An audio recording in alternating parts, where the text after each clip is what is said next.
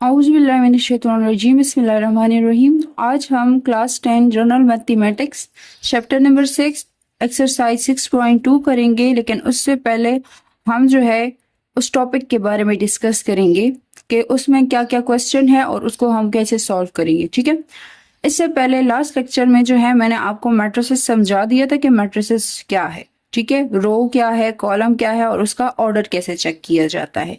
अब हम इसमें जो स्टडी करेंगे वो है टाइप्स ऑफ मैट्रिसेस। इसके मैट्रिसेस के कुछ टाइप्स है। ठीक है, आप लोगों ने रो मैट्रिसेस पढ़ा हुआ है लेकिन मैं आपको दोबारा रिकॉल करवा देती हूँ। ठीक है, अब matrices with only one row is called row matrices. आपको पता है कि अगर हॉरिजॉन्टल में कोई एलिमेंट्स मौजूद है तो वो क्या कहलाते हैं, रो कहलाते हैं। जैसे कि आपके पास ये है, ये आपके पास रो 1 यानी R1 है। यहाँ पे एग्जाम्पल दिया गया है कि आपके पास यहाँ पे 1 रो है -3 -2 -5, तो ये रो मैट्रिसेस कहलाता है। कॉलम मैट्रिसेस में कहते हैं कि 1 column is called column matrices. तो आपके पास जो वर्टिकल होता है ये कॉलम कहलाता है और ये कॉलम मैट्रिसेस है।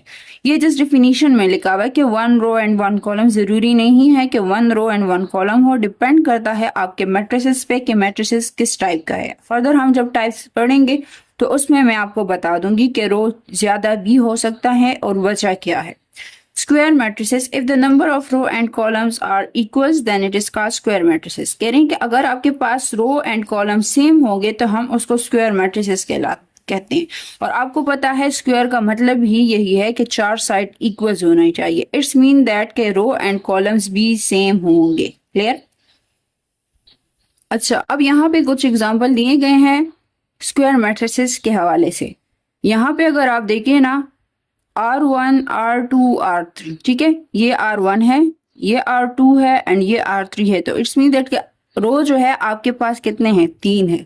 Column 1, column 2 and column 3, column भी आपके पास 3 है। तो रो एंड कॉलम सेम हुए तो हम इसको स्क्वायर मैट्रिक्स कहते हैं। ठीक है, इसी तरह नेक्स्ट एग्जांपल है, इसमें कितने कॉलम है, 3 कॉलम्स एंड 3 रोज हैं। तो ये सेम हुआ तो ये स्क्वायर मैट्रिसेस कहलाते हैं। अब इससे पहले जो मैंने आप लोगों को कहा था ना कि जरूरी नहीं है कि कॉलम एक ही हो।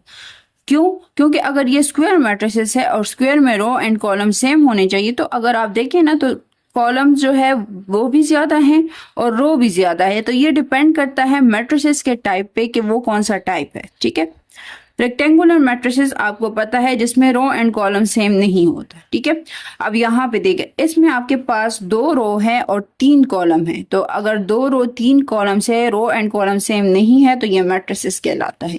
इसी तरह यहाँ पे अगर आप देखें ना तो 1 2 3 रोज, 1 2 3 4 कॉलम सेम नहीं है तो ये क्या है, रेक्टेंगुलर मैट्रिसेस कहलाता है। जीरो और नल मैट्रिसेस क्या है, नेम से ही जाहिर है, जिसके में एलिमेंट सारे के सारे जीरो होते हैं तो उसको हम जो है जीरो मैट्रिसेस कहते हैं। नेक्स्ट आपके पास है identity matrices. Identity means unit and unit mean 1, जिसमें आपके पास डायगोनल्स में 1 हो। अब डायगोनल्स क्या है ये फर्दर मैं आपको समझाती हूँ। यहाँ पे कुछ एग्जाम्पल दिए गए हैं, जैसे कि फर्स्ट एग्जाम्पल देखिए, ये आपके पास क्रॉस भी नजर आ रहा है, दरअसल हम इसको डायगोनल्स कहते हैं। और ये भी आपके पास डायगोनल है। तो ये आपके पास डायगोनल क्या है, 1 1 है। यहाँ पे भी डायगोनल्स 1 1 है, यहाँ पे भी डायगोनल्स 1 1 है, लेकिन बाकी जितने भी एलिमेंट्स है वो 0 होंगे। तो इसको हम डायगोनल मैट्रिसेस कहते हैं। स्केलर मैट्रिसेस क्या है, स्केलर मैट्रिसेस ये है कि डायगोनल में जो एलिमेंट्स होंगे वो जो है 1 के अलावा एलिमेंट्स होंगे, यानी 2 2 3 3 4 4 5 5 अप टू सो ऑन जाते जाए, लेकिन बाकी जो एलिमेंट्स है वो 0 होंगे। ठीक है, तो इसको हम स्केलर मैट्रिक्स कहते हैं। Diagonals mean 1 and unit mean 1, तो उसके डायगोनल्स में हमेशा 1 ही होगा। तो जहां पे भी मैट्रिसेस में 1 नजर आ जाए तो आप कहोगे ये आइडेंटिटी है। लेकिन अगर आपके पास स्केलर मैट्रिसेस आ गया, डायगोनल चेक करोगे लेकिन डायगोनल में जो एलिमेंट है 1 के अलावा है और सेम है, तो फिर हम उसको स्केलर कहते हैं। अब डायगोनल्स क्या है, a square matrices of A of order n with 0 elements ever except of at least 1। अब यहाँ पे देखें, डायगोनल्स में जो एलिमेंट्स है वो चेंज होंगे, ठीक है, लेकिन उसके अलावा जितने भी एलिमेंट्स है वो 0 होंगे। यानी अगर आप ये देखें ना, ये ट्राइंगल बना रहा है और ये भी ट्राइंगल है, इसको हम लोअर एंड अपर ट्राइंगल्स भी कहते हैं। लोअर एंड अपर ट्राइंगल्स जो है वो 0 होंगे और आपके पास डायगोनल में जो एलिमेंट है वो कुछ भी हो सकते हैं, जैसे कि 160 जो डिफरेंट हो उसको हम डायगोनल्स कहते हैं। उसका दूसरा नाम प्रिंसिपल ऑफ डायगोनल्स भी है। ट्रांसपोर्ट ट्रांसपोज, ठीक है। आपके पास है transpose of a matrix. Transpose of a matrix क्या है? Row and column of a matrix A is order m cross n and interchange new matrices n cross m। अब ये क्या कह रहे हैं कि आपको एक ऐसा मैट्रिसेस दिया जाएगा जिसमें रो एंड कॉलम होते हैं और उसका ऑर्डर और जो है वो m क्रॉस n होता है। कह रहे हैं कि अगर आप उस मैट्रिसेस का ऑर्डर चेंज करेंगे तो ये देखें n m की जगह आ जाएगा एंड m n की जगह आ जाएगा, तो इसको हम ट्रांसपोज ऑफ अ मैट्रिसेस कहते हैं, ठीक है। और उसको हम डिनोट करते हैं a t। अब यहाँ पे कुछ एग्जाम्पल दिए गए हैं ट्रांसपोज के लिए, ठीक है। आपको मैट्रिसेस दिया गया है, ठीक है, R1 R2 R3 column 1 and column 2, ठीक है। आप रो को कॉलम में चेंज करोगे तो ये देखिए 7 1 जो है वो रो में है, अगर आप इसे कॉलम में लिखोगे तो ये इस तरह वर्टिकल आ जाएगा, तो आप क्या लिखोगे 7 1। 0 5 को अगर रो है कॉलम में चेंज करोगे तो ये स्ट्रेट आके 0 5 हो जाएगा। ये आपके पास हॉरिजॉन्टल 3 4 है तो वर्टिकल ये 3 4 आप लिख दोगे तो ये आपका ट्रांसपोज आ गया, ठीक है। अब आपके पास है साइमेट्रिक मैट्रिसेस। साइमेट्रिक मैट्रिसेस क्या है? वो कह रहे अगर आपके पास कोई मैट्रिक्स है और उस मैट्रिक्स का आप ट्रांसपोज लो और दोनों का आंसर सेम आ जाए तो वो साइमेट्रिक मैट्रिक्स कहलाता है, ठीक है। अब यहाँ पे एक एग्जांपल दिया हुआ है, जैसे कि 7 1 5 है, ये क्या है? हॉरिजॉन्टल है, इसको अगर आप चेंज करोगे वर्टिकल यानी कॉलम में तो आप इसको 7 1 5 लिखोगे। ये रो है 1 3 0, कॉलम में चेंज होगा तो ये स्ट्रेट आप लिखोगे, ठीक है। 5 0 7 अगर आप इसे चेंज करोगे कॉलम में तो 5 0 7 ये स्ट्रेट आ जाएगा। अब चेक करना है कि क्या एलिमेंट सेम है। 7 7 1 1 5 5 1 1 3 3 0 0 5 5 0 0 7 7। देखिए हर एक एलिमेंट सेम है। अगर हमने उसका ट्रांसपोज भी लिया हुआ है ना तो उस क्वेश्चन पे कोई फर्क नहीं पड़ा। जब फर्क नहीं पड़ा तो आपके पास आएगा symmetric matrices. Skew symmetric matrix क्या है? कह रहे हैं कि अगर आपके पास एक मैट्रिक्स है जो क्वेश्चन में दिया जाता है, अगर आप उससे 1 माइनस लो और फिर आप ट्रांसपोज लो तो आपके पास दोनों अगर सेम आ जाए तो वो स्क्यू साइमेट्रिक कहलाता है, ठीक है। जैसे कि ये क्वेश्चन है, सबसे पहले क्या करोगे, उस क्वेश्चन से माइनस कॉमन लोगे। जब आप माइनस कॉमन लेंगे तो ये 0 तो 0 ही रहेगा, क्योंकि हम इसके साथ प्लस माइनस नहीं लगाते। वजह ये है कि ये ओरिजिन में मौजूद है। +1 था, ये माइनस में चेंज हो गया, माइनस जो है वो प्लस में चेंज हो गया। इसी तरह ये माइनस है तो प्लस में चेंज होगा, इसके साथ हम नहीं लिखा करते, 0 एज इट इज आ जाएगा। +5 है, इसे चेंज करोगे तो ये माइनस में चेंज हो जाएगा, ठीक है। अब ये आपके पास क्या है, ये आपके पास -a आ गया, ठीक है। दूसरा ये कि इन लोगों ने जो बुक में किया हुआ है वो भी मैं आपको समझा दूं। हम अलग अलग करते हैं, पहले हम -a का करते हैं फिर a ट्रांसपोज का करते हैं। इन लोगों ने सबसे पहले ट्रांसपोज लिया हुआ है, रो को कॉलम में चेंज किया, इस रो को कॉलम में चेंज किया, थर्ड रो को कॉलम में चेंज कर दिया, ठीक है। अब वो कह रहे अगर आप इससे माइनस कॉमन लोगे, जिससे पहले मैंने आपको एक्सप्लेन करवाया, यहाँ पे इन लोगों ने लिखा नहीं है, तो वो कह रहे दोनों से आंसर सेम आएगा। जब दोनों से आंसर सेम आएगा तो आपके पास ये स्क्यू साइमेट्रिक कहलाएगा। एक्सरसाइज 6.2 हम डिस्कस करेंगे। हमने अभी जितने भी टाइप्स पढ़ रहे हैं उससे रिलेटेड क्वेश्चंस आएंगे, ठीक है। स्क्यू साइमेट्रिक क्या है, साइमेट्रिक क्या है, ट्रांसपोज कैसे लेना है, तो उससे रिलेटेड सारे क्वेश्चंस गिवन है और हम उसे सॉल्व करेंगे, ठीक है। आपके पास है exercise 6.2, identify row matrix and the column of the following matrix. कह रहे हैं कि आपने ये आइडेंटिफाई करना है कि ये रो है कि कॉलम है, ठीक है। अब यहाँ पे देखो रो एंड कॉलम में आपको याद है कि उन लोगों ने कहा था कि आपके पास अगर एक रो है यानी एक ही एलिमेंट्स, आप ऐसा समझे जैसे कि अगर मैं आपको कहूँ हॉरिजॉन्टल और वर्टिकल से आपको मैं समझा दूँ, ठीक है। उसमें डिफिनेशन में रो मैट्रिसेस में कहा था कि अगर आपके पास हॉरिजॉन्टल है लेकिन एक है, ठीक है, 1 रो होगा तो उसको हम रो मैट्रिक्स कहते हैं। अगर 1 कॉलम यानी वर्टिकल में एक ही है तो वो क्या होगा, आपके पास कॉलम कहलाएगा। अब फर्स्ट है 1 2 0 2, ये आपके पास रो मैट्रिसेस नहीं है और ना कॉलम है, क्योंकि इसमें रो जो है वो भी ज्यादा है और कॉलम भी ज्यादा है, तो ये आपके पास रो या कॉलम मैट्रिक्स नहीं हो सकती। अब ये देखिए ये आपके पास, इसमें अगर आप स्ट्रेट चेक करें ना, इसको हम हॉरिजॉन्टल बोलते हैं और यहाँ पे रो 1 है तो आप लिखोगे कि ये रो मैट्रिसेस है। ये वर्टिकल है, एक ही है, तो आप इसको शो करोगे कि ये आपके पास जो है रो नहीं हो सकता, ये कॉलम है। लेकिन दरअसल क्वेश्चन में कह रहे आपने जस्ट हमें ये बताना है कि ये रो है कि कॉलम, ठीक है। तो यहाँ पे जस्ट क्वेश्चन में कहा गया है कि जिस रो को फाइंड करना है, तो आपके पास इसमें रो जो है वो ज्यादा है, 1 2 3। जब आपके पास रो ज्यादा हो जाते हैं तो फिर हम इसको रो मैट्रिसेस नहीं कहते। यहाँ पे भी आपको जाहिर सी लग रहा होगा कि रो भी ज्यादा है, कॉलम भी ज्यादा है, तो नॉट अ रो मैट्रिसेस, ठीक है। यहाँ पे आपके पास अगर आप हॉरिजॉन्टली चेक करें ना, तो आपके पास रो जो है वो एक है, तो हम इसको मैट्रिसेस कहते हैं। नेक्स्ट क्वेश्चन में कह रहे कि आपने जस्ट ये बताना है कि ये कॉलम मैट्रिसेस है कि नहीं है। अब ये देखो आपके पास ये जो है कॉलम मैट्रिसेस नहीं है, क्योंकि ये एक कॉलम नहीं है, ये 3 है। कैसे? जैसे कि ये देखिए वर्टिकल आप जाओ ना, तो ये 1 ये 2 एंड ये 3, तो ये क्या हुआ, ये तो 3 कॉलम बन गए। जबकि हमने डिफिनीशन में कहा था कि आपके पास कॉलम 1 होना चाहिए, तो इसी वजह से ये जो है कॉलम मैट्रिसेस नहीं कहलाएगा। क्वेश्चन नंबर 3 आपके पास है कि आपने चेक करना है कि इसमें रेक्टेंगुलर क्या है और स्क्वायर क्या है। और मैंने आपको बताया कि रेक्टेंगुलर मैट्रिसेस वो होता है जिसमें रो एंड कॉलम सेम नहीं होते, स्क्वायर मैट्रिसेस वो होता है जिसमें रो एंड कॉलम सेम होते हैं, ठीक है। अब फर्स्ट जो आपके पास मैट्रिक्स है, इसमें रो कितने, R1 R2 R3। इसमें रो जो है वो 3 है एंड कॉलम जो है 2 है। M जो है वो रो को शो करता है और कॉलम 3 को।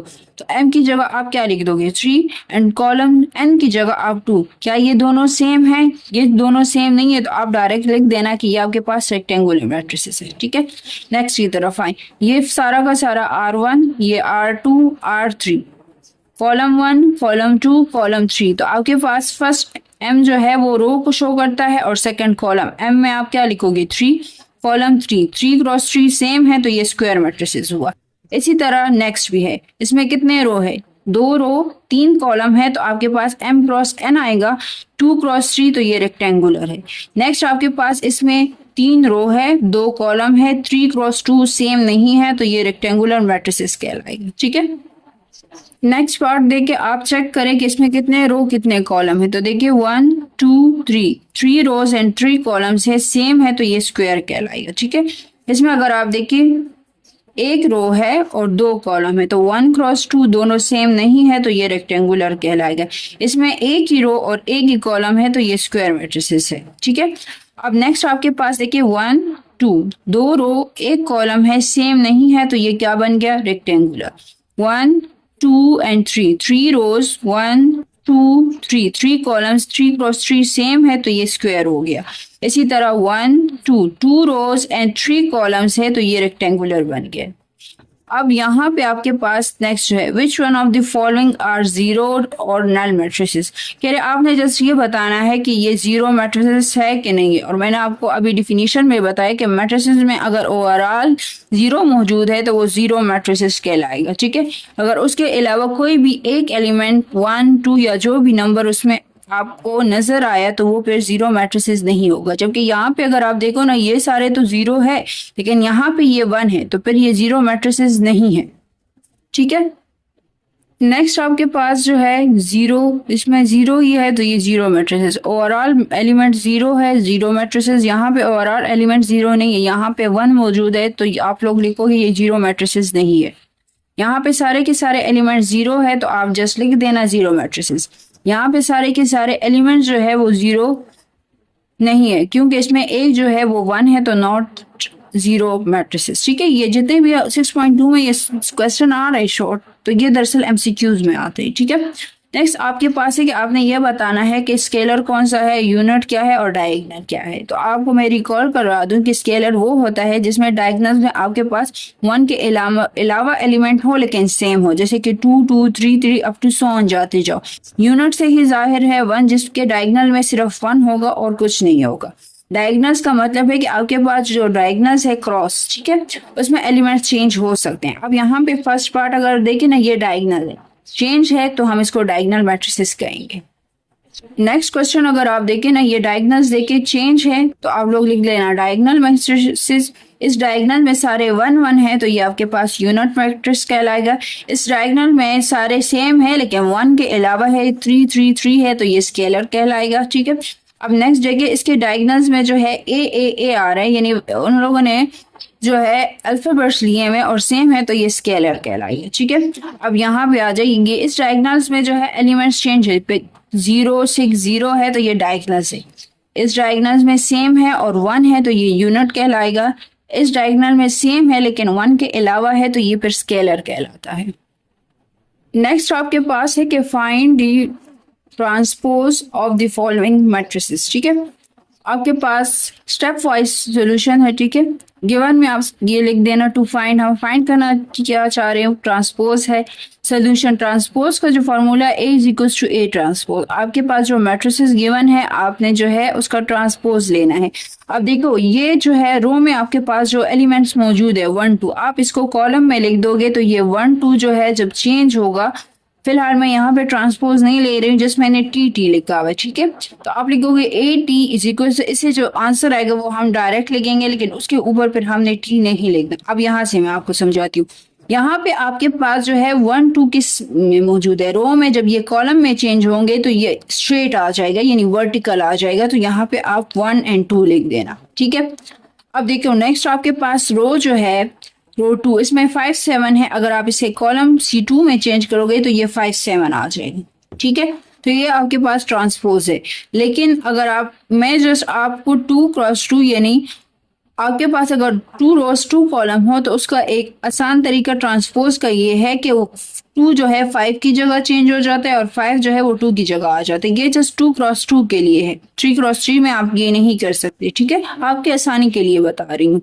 नेक्स्ट आपके पास जो है ये 3 क्रॉस 3 का है। ठीक है, जब 3 क्रॉस 3 का आ गया है तो सबसे पहले आप ये सारा कुछ एज इट इज सेम होगा, गिवन टू फाइंड सोल्यूशन की तरफ डायरेक्ट जाती। आपके पास ये बी है, सबसे पहले आपने इसके ऊपर ट्रांसपोज लिख देना है, लेकिन फिलहाल हमने ट्रांसपोज नहीं लिया हुआ।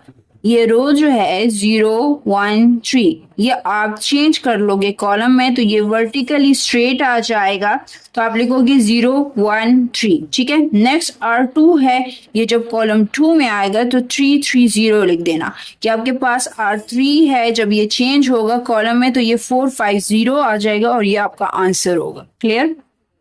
नेक्स्ट क्वेश्चन देखिए, C is equal to matrices दिया हुआ 3 क्रॉस 3 का है। ठीक है, सबसे पहले ट्रांसपोज लिखोगे 3 2 1, रो में है तो कॉलम में चेंज हो जाएगा। देखिए 3 2 1 आगे 1 0 4, रो में है कॉलम C2 में चेंज होगा तो 1 0 4 आ जाएगा। ये 3 5 1 7 रो 3 में है, ये C3 में 5 1 7 आ जाएगा। यहाँ पे देखिए अगर रो 1 के एलिमेंट, इसको हम R1 R2 एंड R3 कहते हैं, अगर ये R1 में मौजूद है तो आप कॉलम में ही C1 में लिखोगे, C2 C3 में नहीं लिखना वरना गलत हो जाएगा।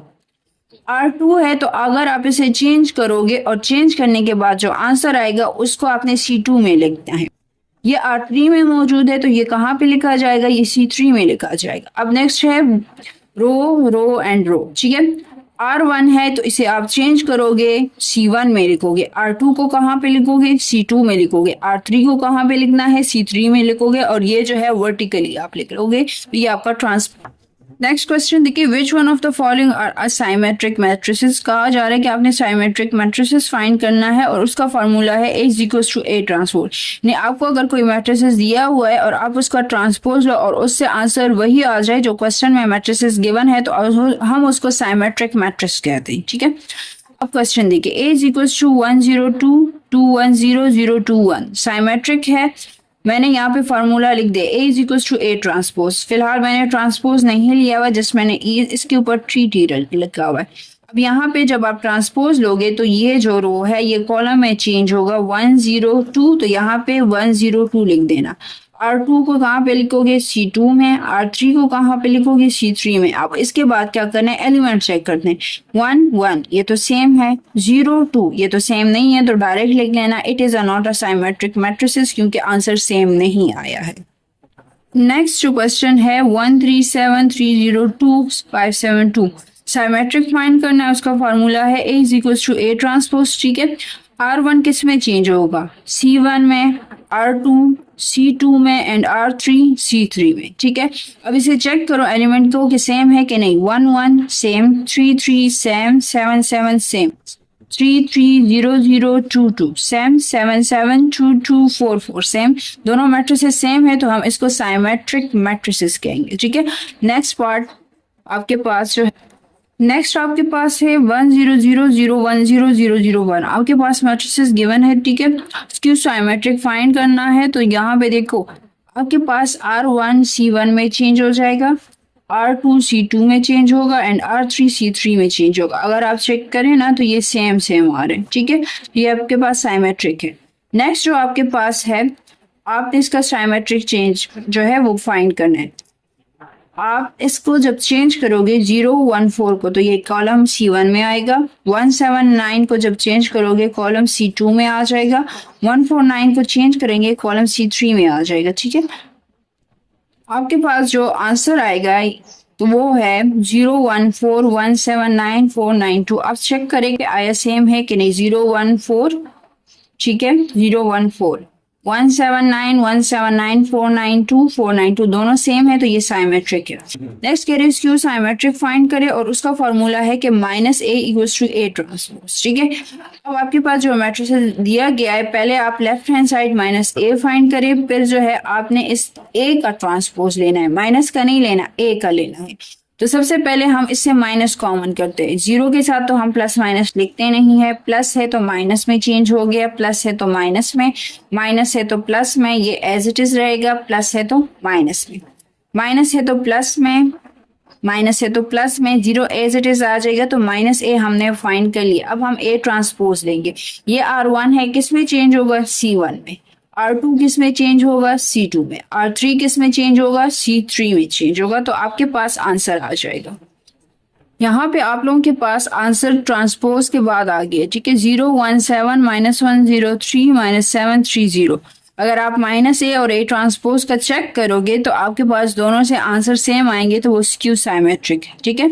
नेक्स्ट आप देखिए, सबसे पहले क्या करोगे, आपने इस मैट्रिसेस में माइनस ए कॉमन लेना है, यानी माइनस प्लस किस में चेंज हो गया, minus plus minus, minus plus plus minus plus minus plus minus minus plus and minus plus, ये लेफ्ट हैंड साइड आ गया, ठीक है। राइट में क्या करोगे, आप इस मैट्रिसेस को चेंज करोगे, रो किस में चेंज होगा, कॉलम में, R2 किस में चेंज होगा, C2 में, R3 किस में चेंज होगा, C3 में। अगर आप चेक करें ना तो यहाँ पे -3 है जबकि यहाँ पे +3 है, तो ये दोनों सेम नहीं हुए। फर्दर एलिमेंट्स को चेक करने की ज़रूरत नहीं है, ये आपके पास नॉट अ स्क्यू साइमेट्रिक होगा, ठीक है। इसी तरह आपके पास फर्दर भी कुछ टॉपिक्स, कुछ पार्ट्स है, ठीक है, स्क्यू साइमेट्रिक के, एज इट इज सेम है, जस्ट आपने चेक करना है कि आया वो साइमेट्रिक है कि नहीं है। क्लियर? उम्मीद है कि आप लोगों को एक्सरसाइज 6.2 में टाइप्स ऑफ मैट्रिसेस, उससे रिलेटेड एग्जाम्पल और एक्सरसाइज में कुछ क्वेश्चन जो मैंने आपको एक्सप्लेन करवा दिए हैं वो समझ आ चुका होगा, ठीक है। Thank you so much for today.